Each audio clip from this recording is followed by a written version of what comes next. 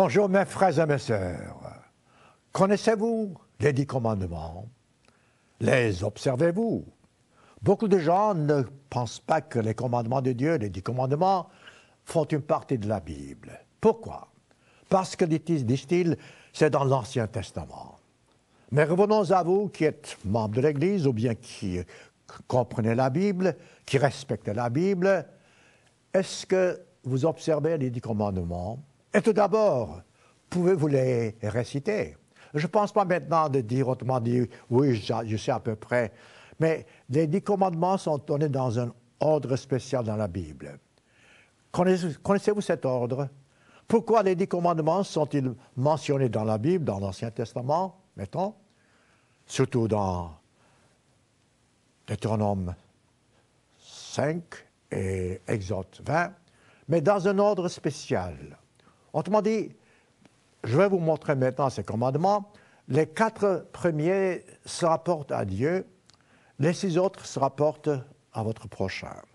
Autrement dit, lorsque vous voulez vous rappeler les 10 commandements, tâchez qu'ils se divisent en 2 parties. Lorsque les 4 premiers commandements parlent de ce qu'il faut faire, c'est toujours nos rapports avec Dieu. Les 6 autres, ce sont nos rapports avec notre prochain. Enfin, ça, en principe, nous savons tous. La question que je vous pose, pouvez-vous vraiment réciter ces 10 commandements, non pas dans un ordre parfait, enfin, j'aurais voulu que ce soit parfait, mais au moins d'une façon que vous puissiez dire, oui, je les connais. Même parmi les chrétiens aujourd'hui qui croient en Dieu, qui croient à la Bible, il y a des gens qui ne connaissent pas les 10 commandements. Eh oui. Par exemple, si vous dites quel est le 4e commandement, ils ne savent pas. Parce qu'on mélange des commandements. Laissez-moi d'abord prendre en vitesse ce qu'on appelle les 10 commandements dans Exode chapitre 20. Laissez-moi dire ceci une fois pour toutes. La Bible ne se divise pas en 2 parties.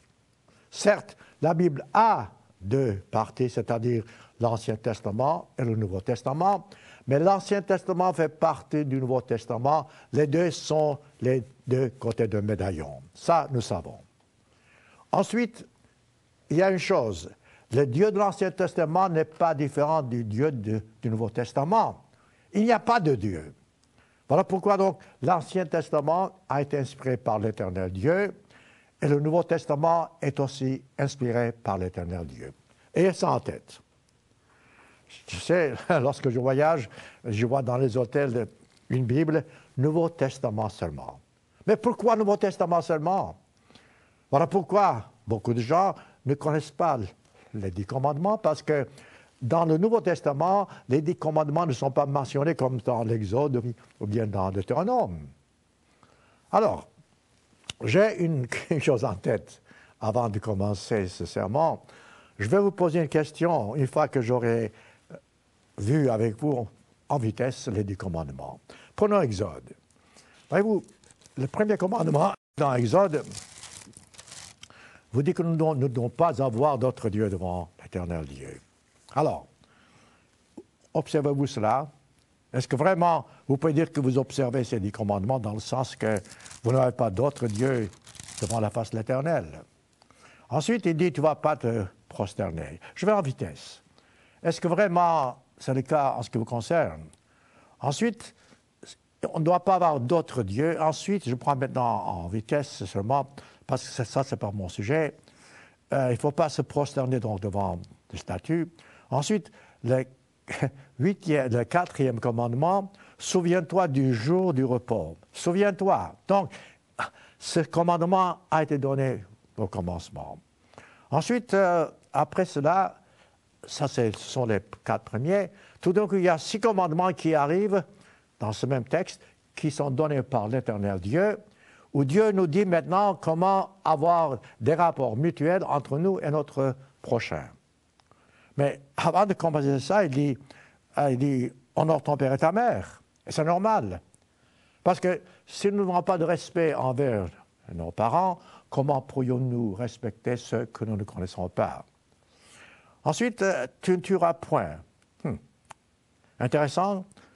Parce que, voyez-vous, regardez voir autour de vous aujourd'hui, regardez voir les nouvelles chaque matin dans le journal, ou bien à la radio, à la télévision. C'est la tuerie, c'est l'assassinat, c'est les guerres. On se tue. Donc, ce commandement n'est pas respecté. Ensuite, tu ne commettras point d'adultère. Regardez autour de vous. Je ne fais pas des commentaires, je vais seulement vous montrer les 10 commandements dans un ordre que, d'une façon générale, vous devriez savoir. Je connais des élèves dans un collège qui peuvent respecter ces 10 commandements d'une façon parfaite. Vous savez, il y a la version longue ou la version courte. Parfois, vous voyez les 10 commandements sur un petit papier. Bon, ça, c'est la version courte, d'accord. Mais ce n'est pas une question de savoir, de connaître la version courte, version longue. C'est la question de savoir quels sont les 10 commandements et le principe. Ensuite, après, Dieu dit, tu ne déroberas point. Autrement dit, tu ne voleras pas. Ensuite, Dieu dit, tu ne porteras point de faux témoignage contre ton prochain, que nous appelons, tu ne mentiras pas. C'est bon. Enfin, je vais revenir à ça dans quelques instants. Et ensuite, 10e commandement, tu ne combattras point, et ainsi de suite. Alors, ça c'est en vitesse. Maintenant, ça c'est pas mon sujet. Mon sujet c'est, dans ces 10 commandements, quel est le commandement que vous transgressez le plus souvent, sans vous en rendre compte? Ah, voilà que je vous mets, je dirais, au pied du mur. Parce que, certes, en tant qu'humains, nous transgressons ces commandements sans nécessairement le vouloir. Parce qu'en tant que chrétiens, nous ne devons pas pécher volontairement, je sais. Mais souvent, nous convoitons. Ensuite, nous nous repentons. Souvent, nous avons d'autres dieux devant la face de l'Éternel Dieu. Et aussi, je répète, souvent, nous mentons, nous volons sans vraiment le vouloir, sans en être coupable directement, volontairement. Alors, ayez ça en tête. J'ai posé hier à quelqu'un cette même question. J'ai dit, quel est le commandement que vous pensez transgresser le plus souvent? La réponse que la personne m'a donnée, c'est bon, ça peut être la même chose pour vous, pour moi.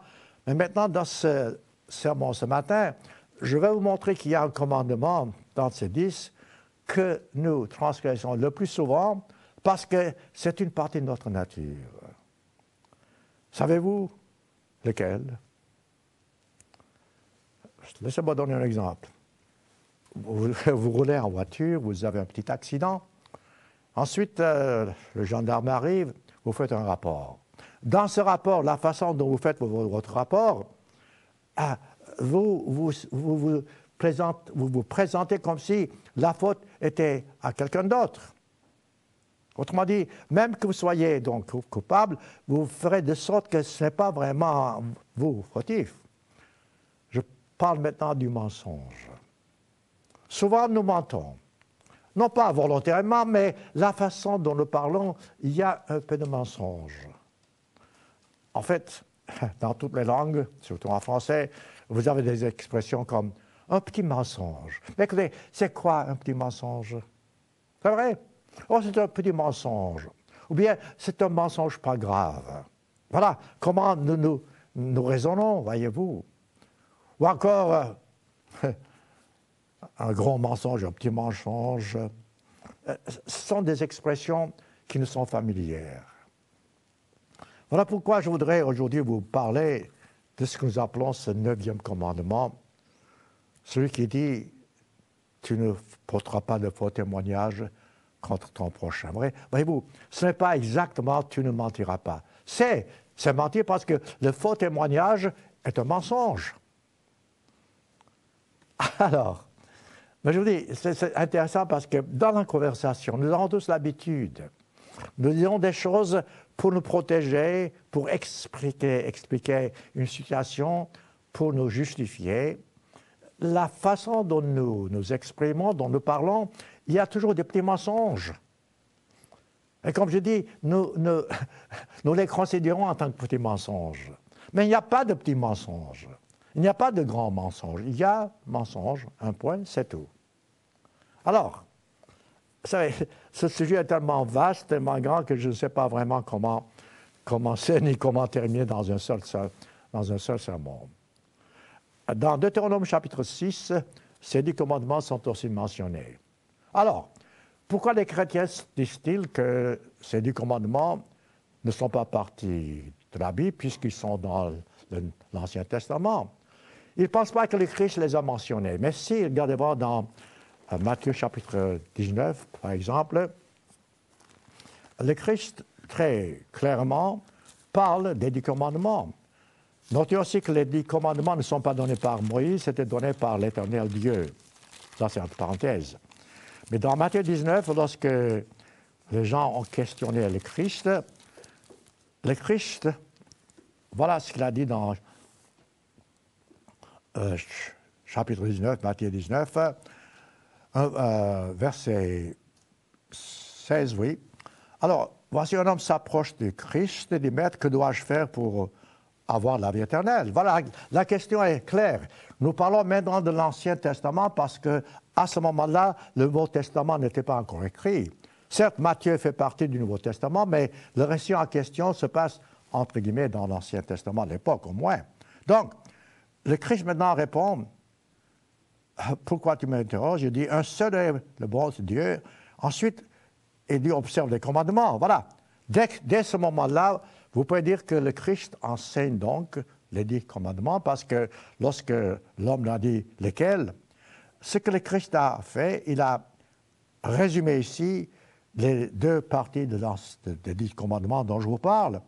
Il dit, tu ne tueras point. Maintenant, il prend la deuxième partie. Et voyez-vous, le Christ n'a pas répondu à cette question en citant les 4 premiers commandements. Parce que, normalement, cet homme-là, quelle que soit sa religion, sadducéen ou publicain ou bien pharisien, je ne sais pas, de toute façon, cet homme aimait Dieu à sa façon. Cet homme observait les commandements de Dieu en ce qui concerne Dieu à sa façon, mais le Christ a mis l'accent sur la deuxième partie des 10 commandements en disant, là encore, voyez-vous, il n'a pas respecté l'ordre. Il a donné une idée de l'ensemble des 6 autres commandements. Il dit, tu ne tueras point, tu ne commettras point d'adultère, tu ne déroberas point, tu ne feras pas de faux témoignages. Là, alors, il cite vraiment, honore ton père et ta mère. Ce n'est pas dans l'ordre, mais ce sont quand même les 6 commandements que le Christ vous donne. Ce sont des 6 commandements qui sont mentionnés dans l'Ancien Testament, qui font partie des 10 commandements. Autrement dit, voyez-vous, vous n'avez aucune excuse. Du reste, le mot excuse est déjà une façon de dire que vous mentez. Ah oui, je m'excuse, mais autrement dit, vous trouvez une raison pour laquelle vous n'avez pas fait ce que vous devriez faire. C'est peut-être une bonne raison, mais en présentant votre bonne raison, il y a toujours un petit changement. Il y a toujours une petite justification de vous-même. Voilà pourquoi, lorsque vous vous justifiez, il y a quand même un petit mensonge. Je dis bien petit, le mot petit ne doit pas exister en ce qui concerne le mensonge. Mais enfin, je dis, nous sommes tous coupables. Ce n'est pas une question de dire que quelqu'un est parfait, mais je vous explique ici un principe que nous devons nous comprendre et changer dans notre vie autant que possible. Continuons. Donc le Christ a clairement dit que les 10 commandements sont toujours valables. Et ma question à vous, c'est lequel dans ces 10 commandements est celui que vous transgressez le plus souvent? Nous pouvons avoir des idées différentes, je sais.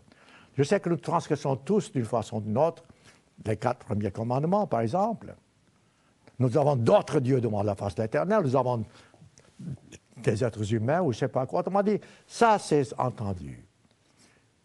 D'une façon générale, nous ne volons pas, enfin, plus ou moins. Bien que nous nous servons des choses qui ne nous appartiennent pas, mais ça c'est des choses qui arrivent. Mais comme je viens de vous dire, le mensonge est quelque chose qui est presque suspendu à nos lèvres. Jacques chapitre 3. Jacques chapitre 3, vous lisez, il est difficile de contrôler votre langue. Et vous savez fort bien. Souvent, vous dites, oh, je n'aurais pas dû dire cela. Et c'est vrai. Parce que nous disons souvent des choses, c'est empressé pour nous justifier, pour nous excuser, pour nous défendre. J'ai rarement vu quelqu'un qui, mettons, lors d'un accident, dira « Oh, c'était ma faute ». C'est possible, mais c'est rare. C'est toujours la faute à quelqu'un. On porte le blâme sur quelqu'un d'autre. Mais ça a commencé par le premier couple. Lorsque Ève et Adam ont désobéi à Dieu, lorsque Dieu leur a demandé « Mais avez-vous désobéi à mon ordre ?» chacun a porté le blâme sur quelqu'un d'autre. Ce n'était pas de la faute à Adam, c'était la faute à sa femme. Alors, il se défend. En partie, c'est sa faute, donc il ment d'une façon ou d'une autre. La femme, la même chose, c'est pas ma faute, c'est le diable, ou bien Satan, ou bien le serpent. Mais voyez-vous, qu'est-ce qui a créé le serpent, entre guillemets? C'est Dieu, donc, en fin de compte, c'est la faute à Dieu. Et savez-vous que souvent nous blâmons Dieu pour nos fautes? Nous mettons le blâme sur lui et non pas sur nous. Ce faisant, voyez-vous, nous transgressons non pas seulement une partie des 10 commandements, mais principalement le 9e commandement qui dit « Tu ne porteras pas de faux témoignages ». Là encore, voyez-vous, notez-le. Le texte hébreu ne dit pas, même grec, « Tu ne mentiras pas ». Le principe est là, mais porter de faux témoignages. Mais ça vient au même. Porter un témoignage, c'est mentir. Vous savez, j'ai entendu des gens qui disent « Oh, c'était un mensonge innocent. Un mensonge innocent, c'est formidable, vous savez. J'aime l'innocence, mais un mensonge innocent, c'est vraiment drôle, si je peux le dire. Ou bien, entre chrétiens, on parle de mensonge pieux. Vous faites quelque chose pour quelqu'un, pour l'aider, donc et vous mentez à cet égard, c'était un mensonge pieux. Je comprends, ça c'est humain, c'est la façon humaine de raisonner. Il n'y a pas de mensonge pieux, il n'y a pas de mensonge innocent. Un mensonge est un mensonge, un point c'est tout, et Dieu a dit que nous ne devons pas porter un faux témoignage. Comprenez-vous ceci? Ça, c'est, voyez-vous, le commencement comment dirais-je, d'un sermon. Je ne sais pas comment je vais commencer ni terminer parce que ce sujet est extrêmement vaste. Mais avant de reprendre un peu plus en profondeur ce sujet, prenez Matthieu chapitre 21. Là encore, il est toujours question des 10 commandements et le Christ, dans Matthieu chapitre 21, répond à une question qui est aussi une partie donc de ce que nous disons maintenant. Autrement dit, je vais vous montrer comment parfois vous pouvez répondre à une question et comment parfois, et souvent c'est le cas, les gens vous posent des questions en ayant en tête qu'eux, ils ont raison, que vous avez tort. Autrement dit, automatiquement, ils ont déjà des préjugés. La même chose avec vous. Lorsque vous voulez vous défendre, vous avez toujours des préjugés, vous avez des raisons. Lorsque vous posez une question à quelqu'un, dans votre esprit, vous avez déjà une réponse, et si cette réponse que vous avez en tête n'est pas le sujet principal de celui avec qui vous parlez, vous n'écoutez pas. Laissez-moi vous montrer un exemple sur ça. Parce que, voyez-vous, je dis, nous faisons des choses parfois machinalement et nous ne nous rendons pas compte. Les pharisiens étaient connus pour être hypocrites. C'est quoi l'hypocrisie? C'est une partie des mensonges. Vous prétendez être ce que vous n'êtes pas, vous prétendez dire ce que vous ne voulez pas dire. Autrement dit, c'est un mensonge, c'est une sorte de tournure de situation. Ici, c'est ce qui se passe ici dans Matthieu chapitre 21. Vous savez, un jour, j'ai fait un sermon, je pense, sur la façon du Christ de répondre aux questions. Ça vaut la peine. Il se peut que je reprenne ce sujet, parce que dans la Bible, les gens questionnaient le Christ, souvent. Et alors, c'était toujours pour le mettre en pied, autrement dit, pour le piéger. on voulait arrêter le Christ, on cherchait des excuses.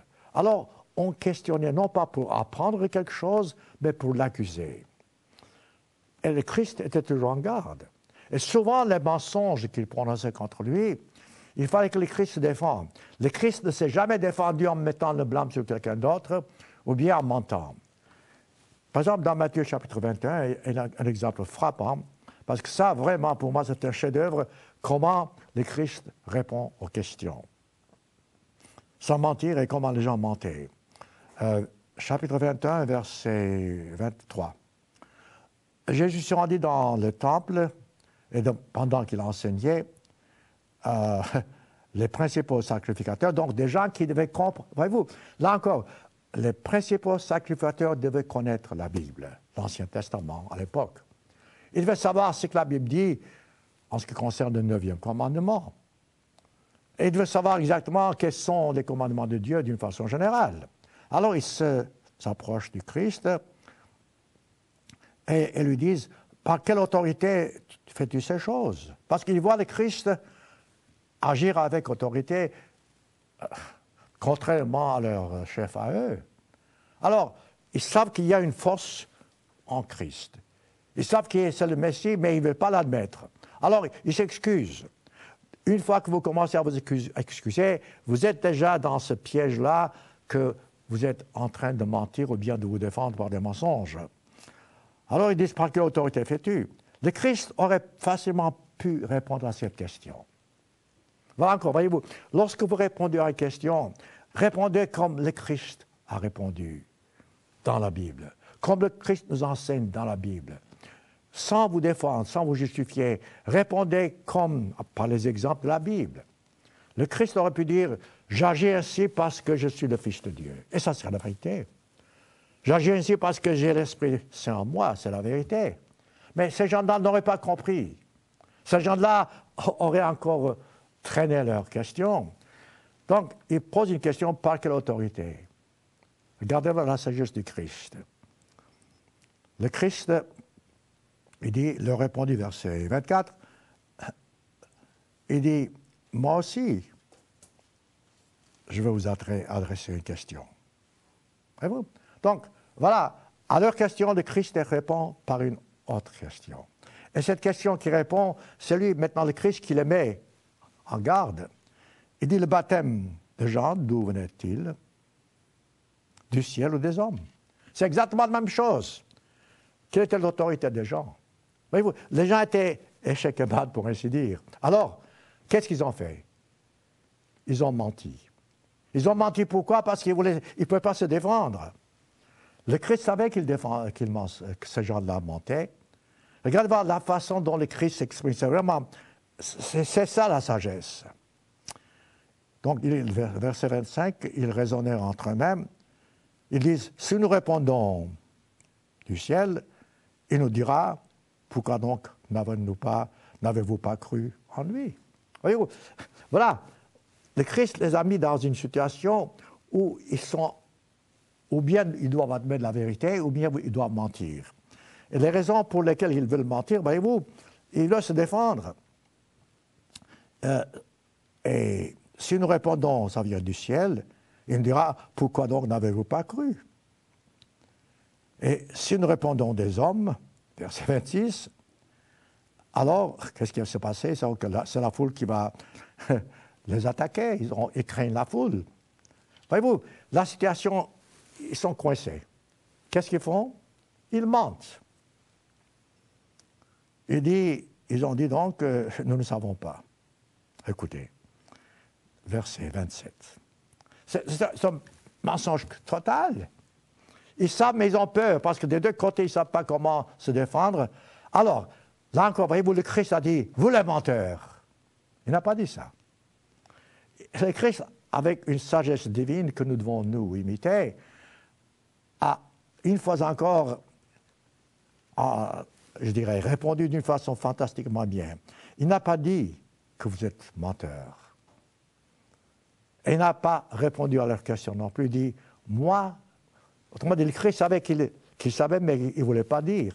Il dit, moi non plus, je ne veux pas vous le dire. Incroyable. Ben, il dit, vous posez une question, j'ai la réponse, mais lorsque je vous pose une question, vous voulez mentir. Le Christ n'a pas menti, il dit, moi non plus, je ne vais pas vous le dire. Vous, cette sagesse. Cette phrase vous montre que le Christ savait qu'il mentait, lui-même n'a pas menti, mais il les a mis dans un coin, là, ils étaient fâchés, comme vous savez, alors ils voulaient le poursuivre, l'attaquer, ainsi de suite. Et ça, c'est une façon que nous devons, nous, vraiment comprendre les choses et avancer plus dans cette compréhension. Je vous dis, je suis en train de penser comment continuer ce sujet parce qu'il y a tellement d'exemples. Mais prenons peut-être dans la Bible un passage spécial où nous avons un exemple frappant où le Christ parle, dans l'Ancien Testament, du mensonge. Proverbe chapitre 6. Proverbe chapitre 6. Là, je répète, chaque fois que vous transgressez un commandement de Dieu, c'est souvent, vous transgressez plusieurs commandements ensemble, pas un seul. Vous mentez peut-être par convoitise, vous mentirez peut-être par vol, je ne sais pas quoi. Autrement dit, la transgression des commandements est toujours là. Ici, dans Proverbe chapitre 6, et comme je vous ai souvent dit, lisez les proverbes. Lisez les proverbes parce qu'ils nous donnent, ils nous montrent la voie à suivre, et avec la sagesse divine mise en pratique dans notre vie quotidienne. Le Christ a parlé donc ici, en ce qui concerne le commandement de Dieu, au verset 19, non, je pense qu'il fallait plus... Oui, au verset 16, voilà. Proverbe 6, verset 16. Proverbe 6, il y a 6 choses que est l'Éternel. Là, c'est une expression pour dire que l'Éternel vraiment est. Il y a des choses importantes qu'il faut que nous puissions nous en rendre compte. Et même 7 qu'il a en horreur. C'est, je répète, une expression qui dit que Dieu est ou déteste tout ce qui est péché, tout ce qui est mauvais, tout ce qui est contre ses commandements. Alors, regardez voir, dans les choses que Dieu déteste, Dieu est, combien d'entre ces choses-là sont directement liées au mensonge. Et non pas seulement directement, les autres qui ne sont pas directement liées, c'est aussi par une partie du mensonge. Alors, quelles sont ces 6 choses que Dieu est? Les yeux hautains, la langue menteuse, verset 17. Bien. C'est quoi les yeux hautains? La vanité, vous prétendez quelque chose que vous n'êtes pas, vous êtes vain. Et ensuite, vous présentez, autrement dit, ce que vous n'êtes pas. Et, oui. La langue menteuse. Là, c'est direct. Les yeux hautains et la langue menteuse. Alors, expliquons ça brièvement. Comme je dis, vous prétendez être ce que vous n'êtes pas, vous montrez une façon de vous-même qui n'est pas réelle. Ici, et donc, franchement parlant directement, question de mensonge, je dis, la langue menteuse, Dieu est. Je répète, combien de fois dans votre vie, lorsque vous avez l'occasion de vous défendre, vous ne mentez pas. À la maison, vous faites quelque chose qui n'est pas plaisant à votre époux ou épouse, voilà que vous vous défendez par des mensonges. Ou bien au travail, vous vous défendez par des mensonges. Ce sont des choses qui arrivent souvent. Et nous devons, nous, je répète, faire attention à ce que nous acceptions nos responsabilités et non pas mettre le blâme sur quelqu'un d'autre. Notez-le. Là encore, je vous donnerai quelques exemples. Exode, je viendrai dans quelques instants à Proverbe, mais prenez Exode. Ça, c'est intéressant parce que dans Exode chapitre 32, il y a une histoire intéressante en ce qui concerne Aaron, le frère de Moïse. Aaron avait reçu l'ordre de la part de Moïse d'être en chef, en garde, et puis d'être le chef du peuple, pendant que Moïse lui-même était en conférence avec l'Éternel, avec le Christ. Et Moïse avait dit au peuple et à Aaron, attendez jusqu'à ce que je revienne.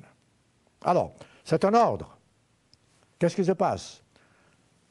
Je donne en paraphrase. Moïse tarde de revenir. Le peuple est agité. Le peuple se tourne vers Aaron.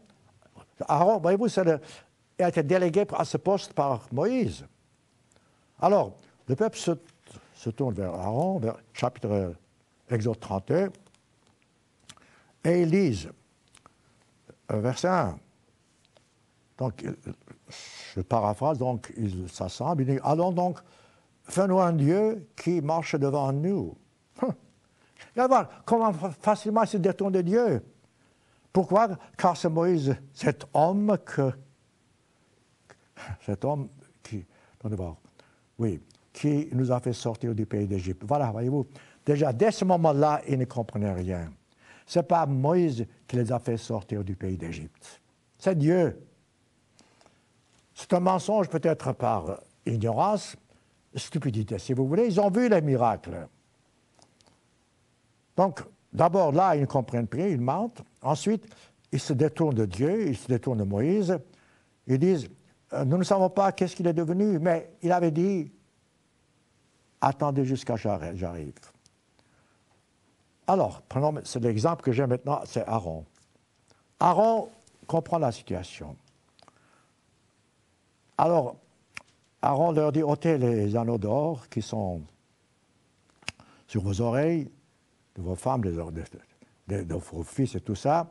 Ensuite, ils ont pris tous les anneaux, ils ont apporté devant Aaron. Il en fait un veau et les gens commencent à adorer ce veau. Ça, c'est l'histoire. Vous n'avez qu'à lire.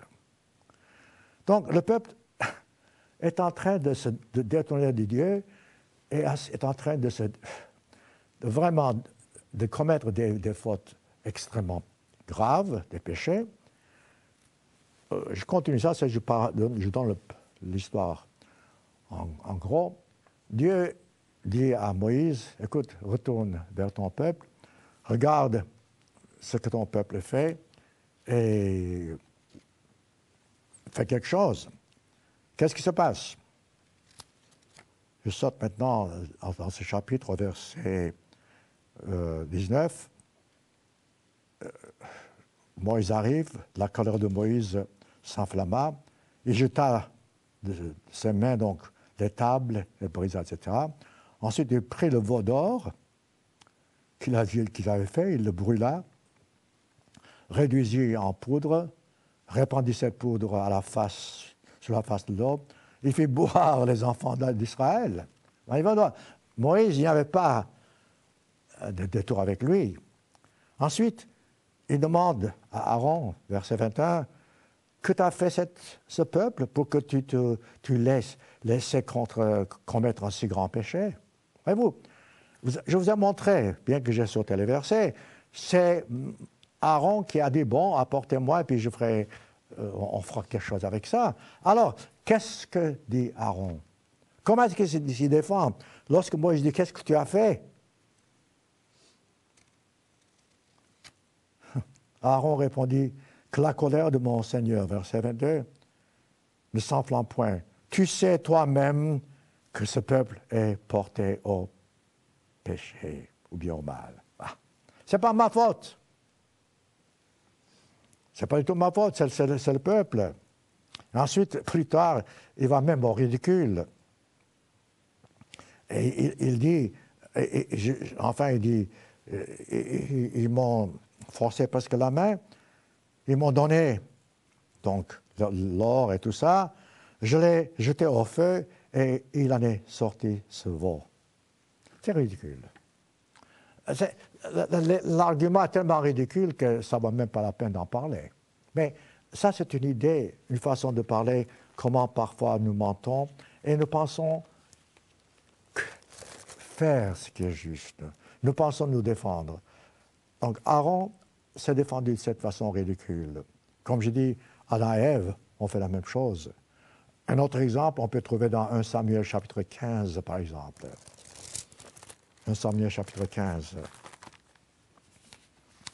Ce sont des choses, mes frères et mes sœurs, importantes qui nous montrent vraiment comment apprendre la façon de plaire à Dieu, comment nous défendre, car Dieu, lorsqu'il nous donne un commandement, nous devons le respecter, quel que soit le prix à payer. Alors là, nous sommes bénis. Peut-être sur le champ, on ne voit pas les bénédictions. Peut-être sur le champ, vous êtes condamné parce que vous dites la vérité. Mais en fin de compte, vous serez récompensé, vous serez béni par Dieu parce que c'est Dieu qui, en fin de compte, est le juge. Ici, Aaron, certes, il a payé plus tard pour cette façon d'agir, mais voyez-vous, il a menti. Il a mis le blâme sur quelqu'un d'autre. C'est tellement facile de blâmer quelqu'un d'autre. Oh, c'est pas moi celui qui a fait. C'est quelqu'un d'autre qui m'a poussé à faire quelque chose. Voilà pourquoi j'ai dit que ce commandement de mentir est beaucoup plus répandu qu'on pense. Prenez un Samuel 15. Voyez-vous, ayez toujours en tête, Dieu sait ce qu'il dit. Si Dieu dit quelque chose dans la Bible, faites-le, quel que soit le prix à payer. Ça, c'est la base. Et je répète une fois encore, toute la Bible, l'Ancien Testament et le Nouveau Testament, toute la Bible est inspirée de Dieu, utile pour enseigner, pour corriger, comme l'apôtre Paul le dit dans 2 Timothée 3,16. Bon, maintenant, revenons à 1 Samuel 15. Dieu a dit à Saül, va détruire tous les Amalécites, parce que Dieu savait ce qu'il disait, il dit détruis tout. Laissez-moi lire ça, verset 3. 1 Samuel 15, verset 3. Va, dit-il, frappe Amalek, dévoué par interdit tout ce qui lui appartient. Tu ne l'épargneras point. Et tu feras mourir, dit-il, hommes, femmes, enfants, en nourrissons, bœufs, brebis, chameaux, etc.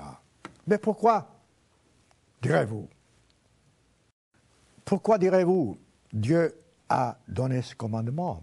Comment Dieu, l'Éternel suprême, qui nous a créés, qui aime tout le monde, peut-il dire « va détruire tout, enfants innocents même » Voyez-vous, Dieu sait ce qu'il fait. Alors, qu'est-ce qui se passe? Saül a désobéi à cet ordre. Versets 7, 8, 9. Lui, il est le responsable. Le peuple ont gardé ce qui est meilleur entre les animaux, ce qui est meilleur. Ensuite, ils ont donc détruit le reste. Ils ont même épargné la vie du roi. Et lorsque Dieu a dit, écoute, pourquoi? Qu'est-ce que tu as fait? Toujours en Samuel chapitre 15, verset 15. Ils ont dit, mais qu'est-ce que ce peuple a fait? Alors, regardez voir la réponse de Saül. Alors Saül, verset 24, dit à Samuel, j'ai péché, bon, il accepte. J'ai transgressé l'ordre de l'Éternel, bon, il accepte. Je n'ai pas obéi à tes paroles, donc il accepte. Je craignais le peuple. J'ai écouté sa voix. Donc, il met le blâme, en quelque sorte, sur le peuple, parce qu'il craignait tout ça. Voilà des exemples, voyez-vous, frappants. Et malheureusement, c'est de cette façon que nous agissons souvent et nous ne nous rendons pas compte. Avant de revenir à Proverbe 6, comme je dis, c'est pas que je ne finisse pas avec Proverbe 6, mais revenons à un autre exemple qui est important aussi. Dans Matthieu 27, je pense, il faut que je le trouve. Ce sont des idées qui me viennent et ça peut être intéressant, important dans la façon d'expliquer ce sujet. Le Christ était arrêté, le Christ était condamné par des gens, les principaux sacrificateurs, parce qu'ils ne voulaient pas le Christ et ses enseignements. Et ces gens-là savaient fort bien que le Christ avait un pouvoir divin. Mais ils ne voulaient pas accepter tout ça. Alors ils l'ont crucifié pour des motifs qui n'étaient pas justes, parce que tout ce qui était accusation contre le Christ, c'était des mensonges. Les gens n'ont jamais pu trouver, selon la Bible, une seule raison pour condamner le Christ. Même Ponce Pilate, le gouverneur qui aurait pu épargner la vie du Christ, il dit « Je ne trouve rien de mal en lui ». Voyez-vous, même celui qui a le pouvoir, humainement parlant, de condamner, dit « Je n'ai pas de raison ». Malgré cela, lui a consenti parce qu'il a eu peur aussi du peuple. Donc, ils ont condamné. Mais tous ceux qui ont condamné le Christ avaient quand même la crainte dans leur esprit que quelque chose peut arriver. Et regardez voir ce qui est écrit dans Matthieu chapitre 27. Matthieu 27, en ce qui concerne donc la façon d'agir des gens. Verset 62. Le lendemain, qui était le jour du sabbat, après la préparation, les principaux sacrificateurs, donc les pharisiens, allèrent ensemble auprès de Pilate, de dire « Écoute, Seigneur, nous nous souvenons que cet imposteur, c'est le Christ, cet imposteur, quand il vivait encore, il disait « Après 3 jours, je ressusciterai ». Voilà, le Christ a dit la vérité, il serait ressuscité après 3 jours. Alors eux, ils ont peur que cette déclaration se passe comme il a dit. Alors d'avance, ils se préparent déjà à faire un contre-coup. Il dit, je ressusciterai. Ordonne, dit-il, maintenant, voyez-vous la défense qu'ils prennent, c'est au verset 60. Ordonne, dit-il donc, que le sépulcre soit gardé jusqu'au 3e jour, afin que ses disciples ne viennent pas dérober le corps et dire au peuple, il est ressuscité. Voyez-vous, ils se préparent déjà d'avance avec des excuses au cas où.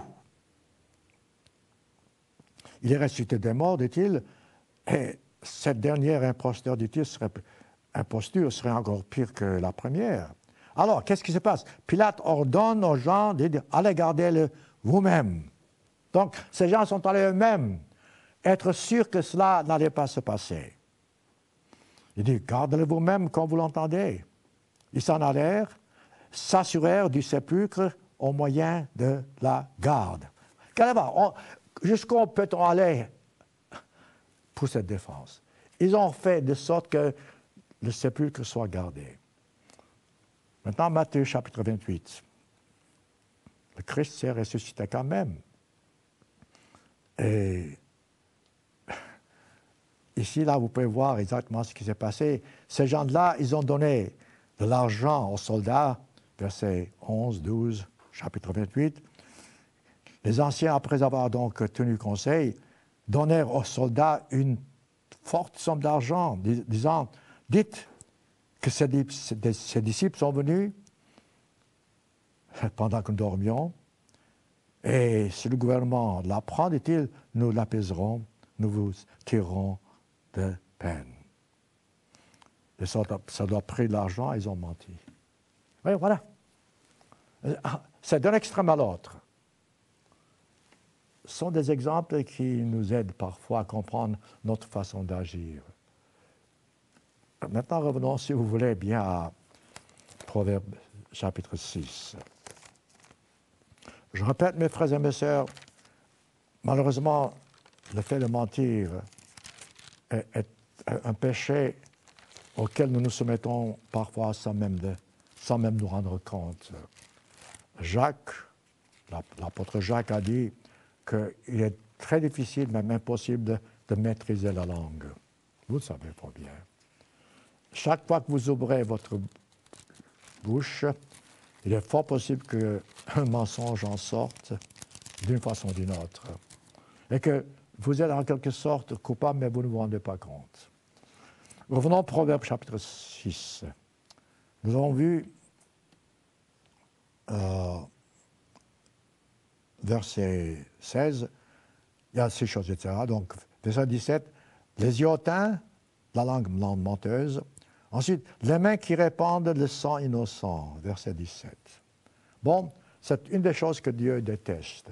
Là, ce n'est pas directement en rapport avec le mensonge, mais ça peut être, parce qu'il s'agit là du 6e commandement, de tuer quelqu'un, mais sortons ça parce que ce n'est pas direct, mettons. Au verset 18, le cœur qui médite des projets iniques. C'est quoi ça? C'est un mensonge. Autrement dit, vous voulez avoir des projets qui, pour attaquer quelqu'un d'autre, ou bien pour faire du tort à quelqu'un d'autre, ou bien pour vous défendre. Dieu défend ce genre de choses. Là encore, examinez-vous vous-même. Combien de fois vous êtes coupable de ce genre de comportement? Les mains qui répandent le sang, le cœur qui médite des projets iniques. Autrement dit, c'est directement, il est question de mensonge. Les pieds qui se hâtent de courir au mal, verset 18. C'est quoi ça? Vous savez, là, on ne peut pas être plus clair. Ce sont là des choses qui s'expliquent elles-mêmes. Regardez, qu'est-ce qui se passe souvent entre individus ou dans la société? Vous entendez des rumeurs. C'est quoi une rumeur? C'est quelque chose que vous entendez. Êtes-vous vraiment sûr que la chose est vraie ou fausse? Vous ne savez pas, mais vous les répétez. Pourquoi? Vanité, ou quelle que soit la raison. Vous répétez une chose qui peut-être n'est pas vraie, et souvent ce n'est pas vrai. Et ce faisant, vous devenez menteur. Et ce faisant, vous tombez sous cette calomnie. Donc, Dieu déteste ce genre de choses. Dieu dit, écoute, tu ne mentiras pas, tu ne porteras pas, voilà, de faux témoignages. Voilà votre faux témoignage contre ton prochain. C'est vraiment, vous savez, c'est vraiment triste de voir comment souvent nous nous comportons de cette façon. Rumeur, c'est quelque chose que Dieu déteste. Dans Lévitique chapitre, moi aussi je pense c'est 19, il faut que je regarde.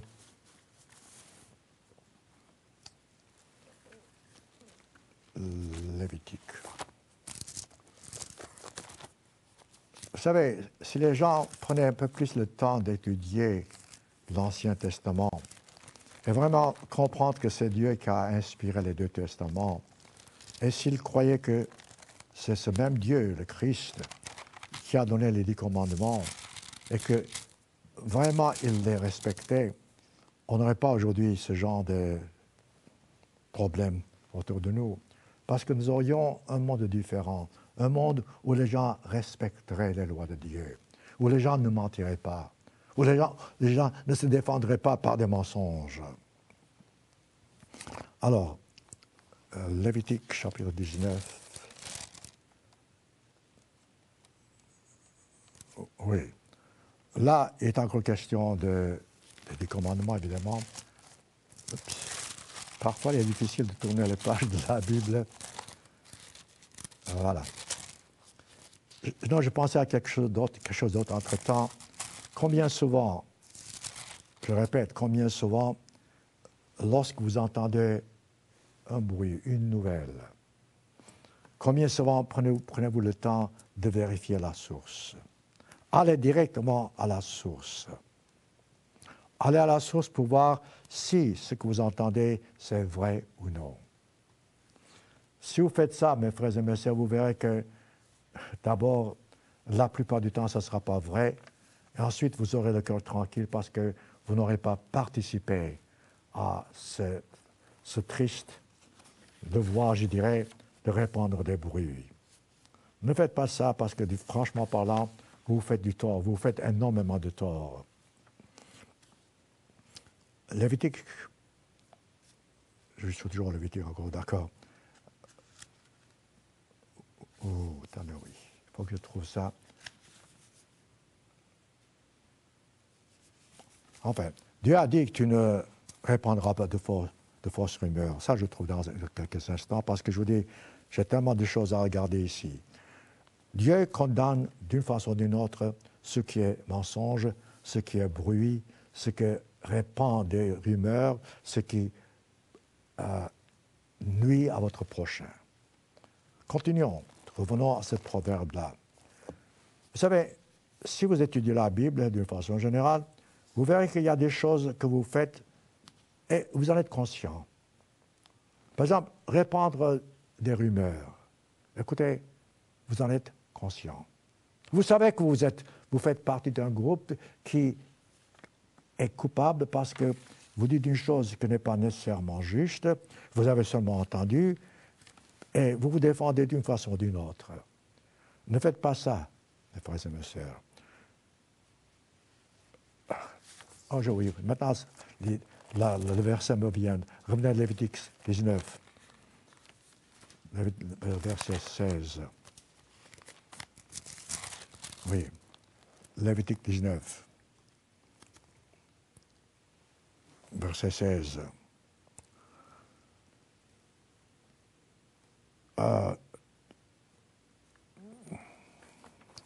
Voilà. Tu ne répandras point de calomnie parmi ton peuple. Ça, c'est rumeur. C'est ce que nous avons vu ailleurs.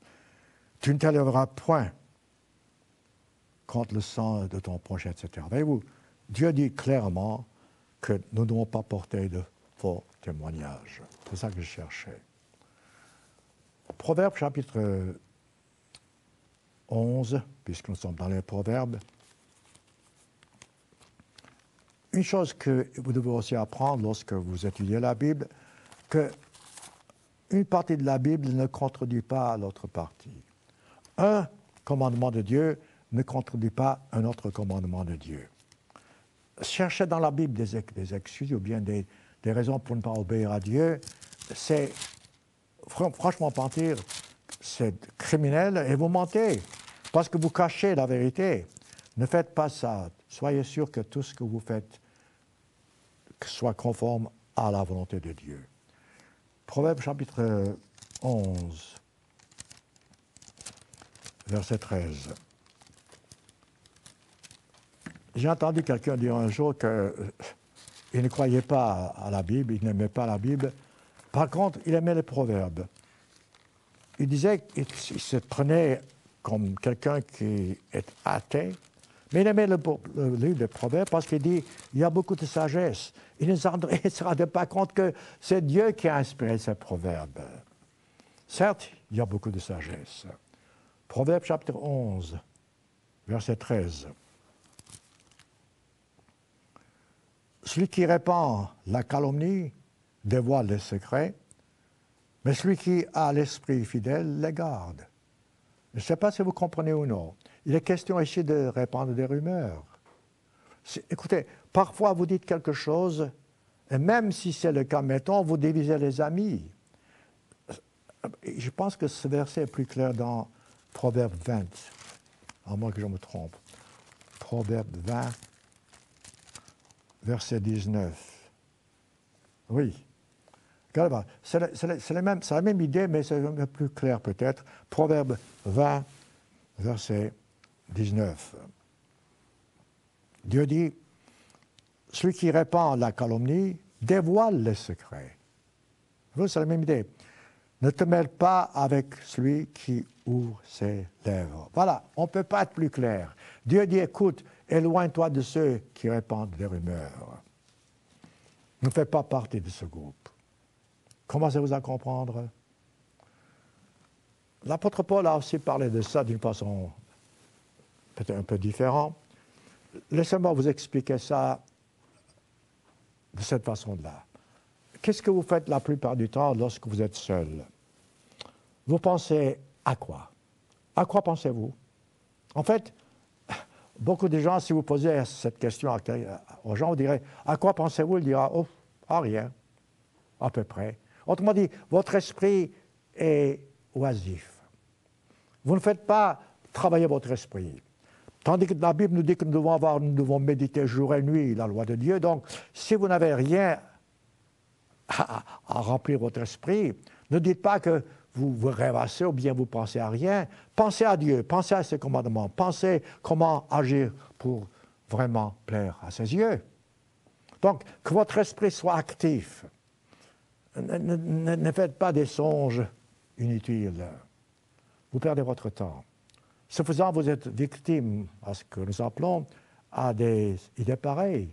Répandre des rumeurs, de calomnies, mentir, ou bien vous plaindre vous-même, je sais quoi. Ayez l'esprit actif. Voilà pourquoi l'apôtre Paul dit dans 1 Timothée chapitre 5. Laissez-moi encore vous expliquer ici une autre vérité importante. La Bible parle d'hommes, la Bible parle de femmes, la Bible parle d'enfants.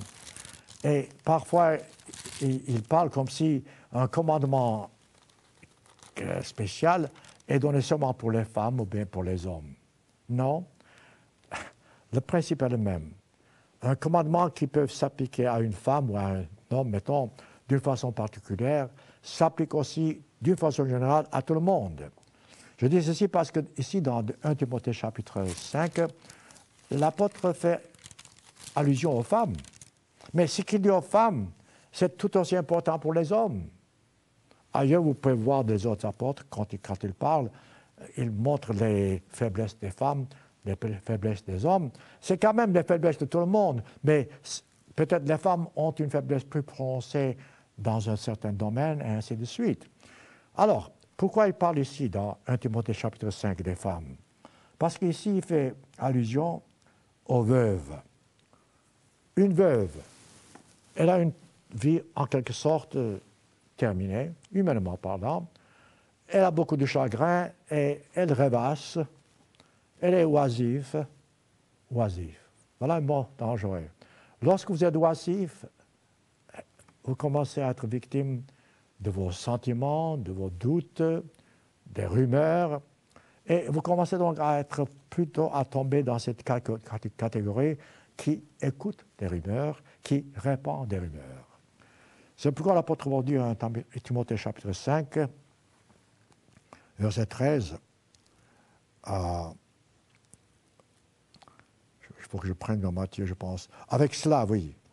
On parle des femmes, mais je dis, ce n'est pas seulement les veuves, c'est une façon générale, un commandement qui s'applique à tout le monde, à tous les temps.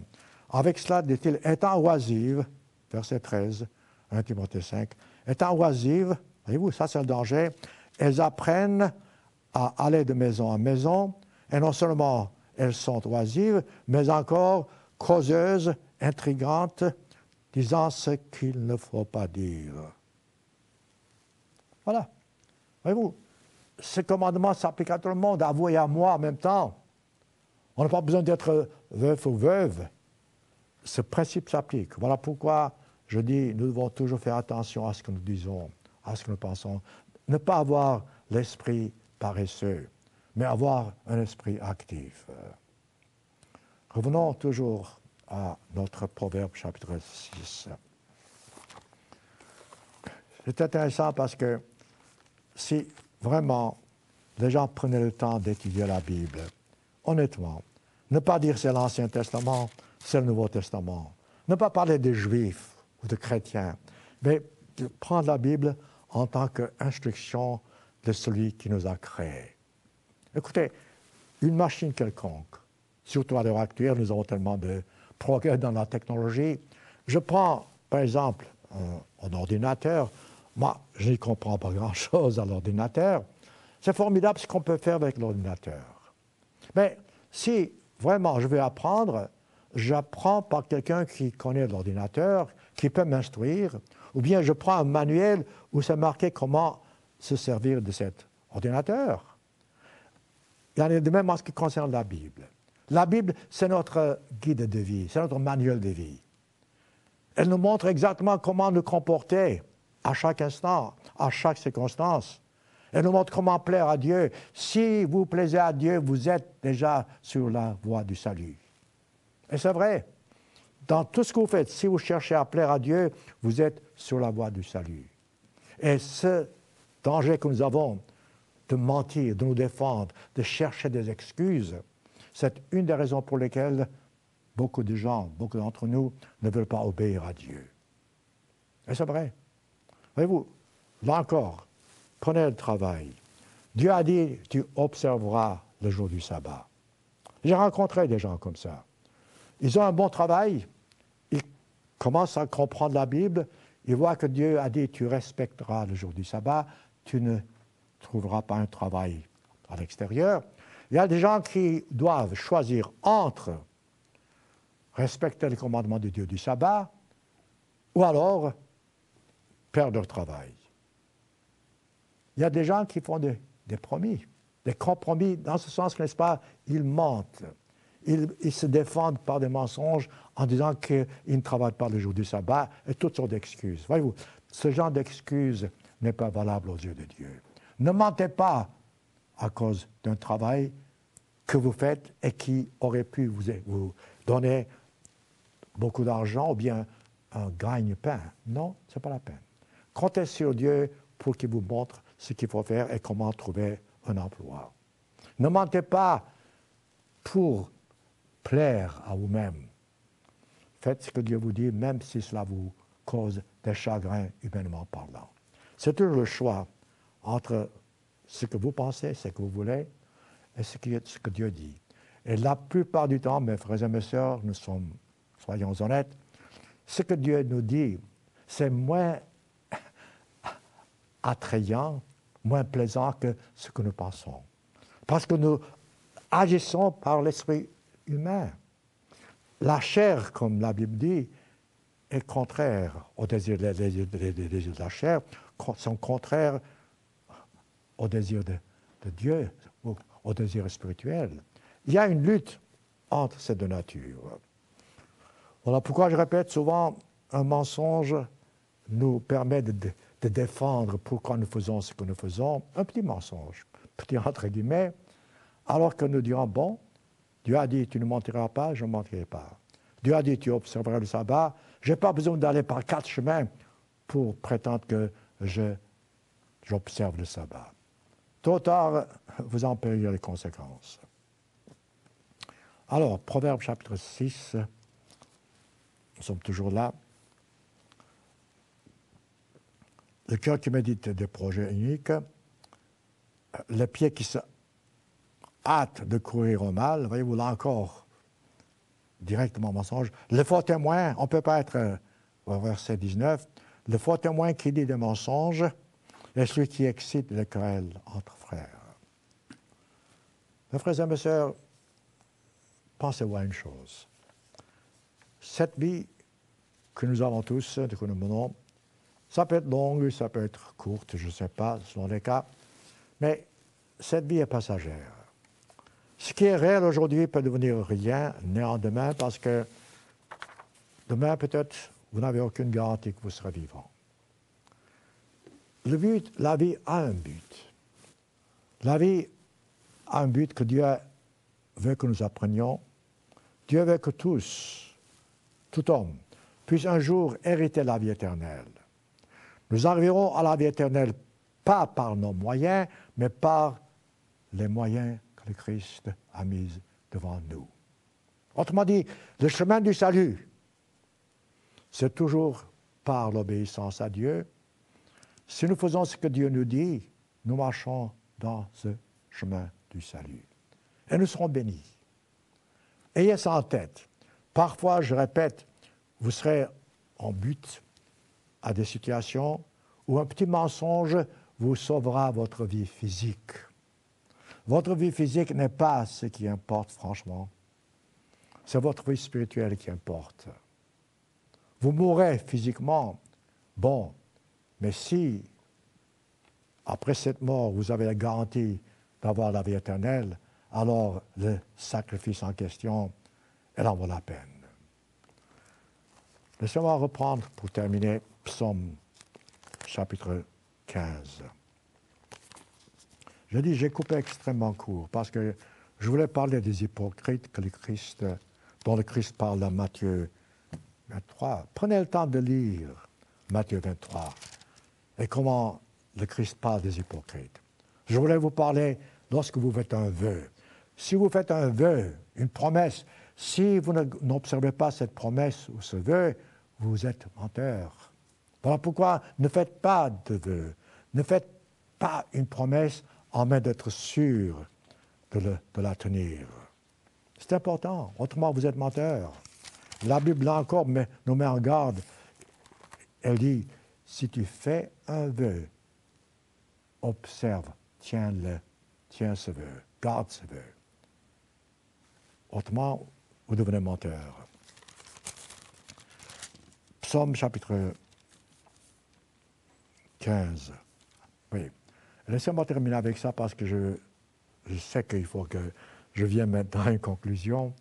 Quand elle va dans Psaume 15, un petit psaume de quelques versets, que Dieu nous montre comment entrer dans le royaume de Dieu, comment plaire à Dieu, comment nous éloigner du mensonge. Et comme je dis, le mensonge est le péché, l'un des péchés les plus faciles à commettre. Parce que c'est notre nature humaine. Nous nous défendons, nous nous excusons. Nous cherchons des raisons pour lesquelles nous faisons ce que nous faisons, alors que nous savons fort bien que ce que nous faisons, ce n'est pas juste. Mais ça nous plaît, ça nous console. C'est vrai pour vous et c'est vrai pour moi, car nous sommes tous humains. Bien que nous ayons encore l'Esprit de Dieu, il y a toujours cette lutte entre Dieu, l'Esprit de Dieu, et notre quartier charnel. Alors, psaume chapitre 15. Un petit psaume. Ô Éternel, dit-il, qui séjournera dans ta tente, c'est-à-dire dans le royaume de Dieu? Qui demeurera sur ta montagne sainte? On parle de la vie éternelle. Celui qui marche dans l'intégrité, qui pratique la justice. Voyez-vous, c'est tellement loin du mensonge, qui pratique la justice divine et qui dit la vérité selon son cœur. Voilà, qui dit la vérité. Selon son cœur converti, évidemment. Il ne calomnie point avec sa langue. Voyez-vous, c'est tellement, ça se répète tout le temps. Cette calomnie avec la langue. Il ne calomnie point avec sa langue. Il ne jette point l'opprobre sur son prochain. Voyez-vous, ce petit psaume vous dit exactement ce que les proverbes que je viens de citer. C'est toujours le mensonge, c'est toujours cette façon de se défendre, de répandre des bruits, etc. Si vous ne faites pas ça, donc, vous marcherez donc vers le royaume. Il regarde avec dédain celui qui est méprisable. Lorsque vous commettez, vous participez à des rumeurs, vous devenez méprisable. Mais il honore ceux qui craignent l'Éternel. Oui, tout ça, c'est beau.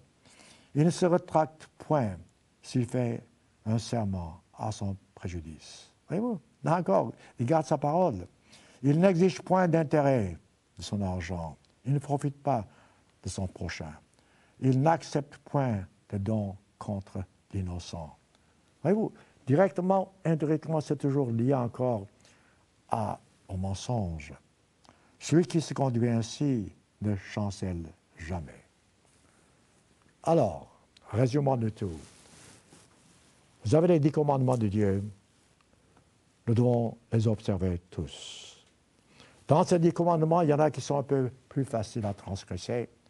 Facile ou non, humainement parlant, chacun des 10 commandements doit être observé aussi parfaitement que possible par l'aide de Dieu.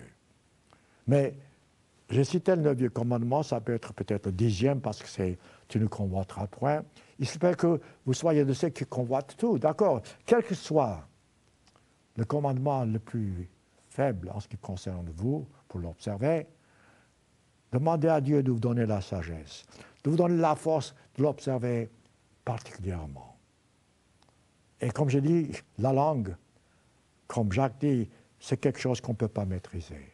Vous, moi, nous avons tous cette faiblesse. Chaque fois que j'ouvre la bouche, je crains de dire quelque chose que je peux regretter plus tard.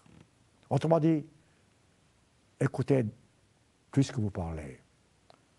Avant de répondre, écoutez. Et parfois, si vous n'êtes pas sûr, ne dites pas. Il vaut mieux se taire qu'être l'esclave de ce que vous avez dit plus tard. Mes frères et mes sœurs, prenez votre temps, demandez à Dieu de vous aider, de vous guider, de vous donner ce cœur qui vous permet d'observer ces commandements, honnêtement, le cœur ouvert. Et ne portez pas le blâme sur quelqu'un d'autre. N'accusez pas quelqu'un d'autre pour vos faiblesses ou pour votre état, quel que soit votre état. De santé, de faiblesse, je sais quoi. Autrement dit, reconnaissez vos fautes, reconnaissez vos faiblesses et demandez à Dieu de vous donner la force nécessaire. Et une fois que vous avez cette compréhension, faites ce que Dieu vous dit et non pas ce que vos sentiments charnels vous dictent.